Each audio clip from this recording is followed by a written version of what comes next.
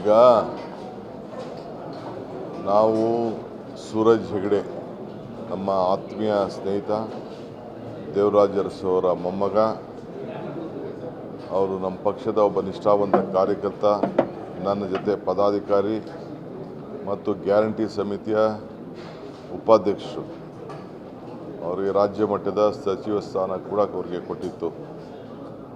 So ಅವರು ನಿನ್ನೆ ರಾತ್ರಿ ನಾನು ಅವ್ರ ಬಗ್ಗೆ ದೊಡ್ಡ ಆಕಾಂಕ್ಷೆಯನ್ನು ಇಟ್ಕೊಂಡಿದ್ದಂಥವನು. ಇಡೀ ಪಕ್ಷ ಅವ್ರ ಮೇಲೆ ಅವಲಂಬಿಸಿತ್ತು. ಅಂಥ ನಿಷ್ಠಾವಂತ ಕಾರ್ಯಕರ್ತ ನಮ್ಮ ಪಕ್ಷದಲ್ಲಿ ಸಿಗೋದು ಭಾಳ ವಿಶೇಷ. ತ್ಯಾಗ, ಮೊದಲು ಎಲ್ಲ ಸ್ಥಾನಗಳು ಯಾವ ಸ್ಥಾನನೂ ಕೇಳ್ತಿರಲಿಲ್ಲ ಅಂಥ ಒಬ್ಬ ಕಾರ್ಯಕರ್ತ. ನಾನು ಹಿಂದೆ ಅವರಿಗೆ ಪಾರ್ಲಿಮೆಂಟ್ ಮೈಸೂರು ಕೊಡಿಸ್ಬೇಕು ಅಂತ ಭಾಳ ಹೋರಾಟವನ್ನು ಮಾಡಿದ್ದೆ. ಈಗ ಕೂಡ ಅನೇಕ ವಿಚಾರಗಳನ್ನು ಚಿಂತನೆಯನ್ನು ಮಾಡಿದ್ದು. AICCಯ ನಮ್ಮ ಕಾರ್ಯದರ್ಶಿಗಳವರು ಆಗಿ ನಮ್ಮ ರಾಜ್ಯ ಮಟ್ಟದಲ್ಲೂ ಕೂಡ ಪದಾಧಿಕಾರಿಯಾಗಿ ಕೆಲಸ ಮಾಡ್ತಾಯಿದ್ರು. ಸೊ ಅವರ ದುಃಖ, ಅವರ ಕುಟುಂಬದ ದುಃಖ ನೋಡೋಕ್ಕಾಗ್ತಾಯಿಲ್ಲ. ಅವ್ರ ತಂದೆ ಕೂಡ ಒಬ್ಬ ಹಿರಿಯ ದೊಡ್ಡ ರಾಜಕಾರಣಿ. ಅವರು ಚಿಕ್ಕ ವಯಸ್ಸಿನಲ್ಲೇ ಈ ಪರಿಸ್ಥಿತಿ ಬಂತು.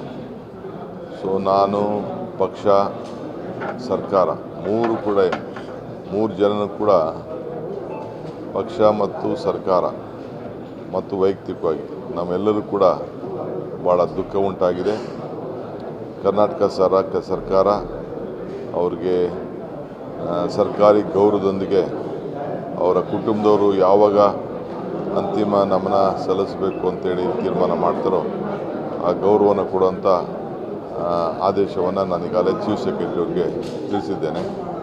ನಾನು ಕೂಡ ಭಾಗಿಯಾಗ್ತೇನೆ.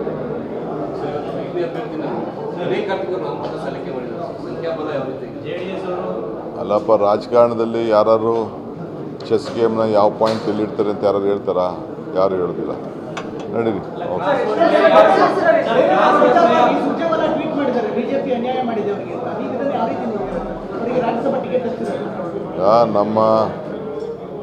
ನಾನೀಗ ಸದ್ಯಕ್ಕೇನು ಮಾತಾಡೋಕ್ಕೆ ಹೋಗೋದಿಲ್ಲ. ಅವ್ರು ಮಾತಾಡಿದ್ದಾರೆ, ನಾನು ಮಾತಾಡೋಕ್ಕೆ ಹೋಗೋದಿಲ್ಲ. ನಮ್ಮ ಪಕ್ಷ ಯಾವಾಗಲೂ ಏನು ವಿಚಾರವನ್ನು ಚಿಂತನೆ ಮಾಡ್ತದೆ ಅದಕ್ಕೆ ನಾನು ಪಾಲನೆ ಮಾಡೋದು.